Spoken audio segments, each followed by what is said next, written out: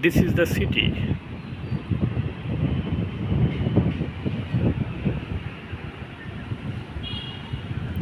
বুঝতে পারা যায় এটা সিটি? অবশ্যই না।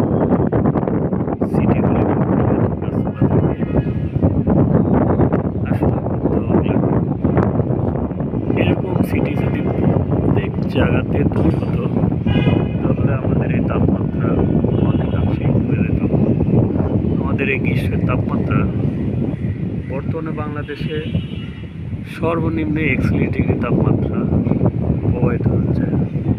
আমরা যদি প্রত্যেককে একটি করে গাছ লাগাই তাহলে আমাদের অক্সিজেনের পরিমাণটা অনেকাংশেই বেড়ে যাবে।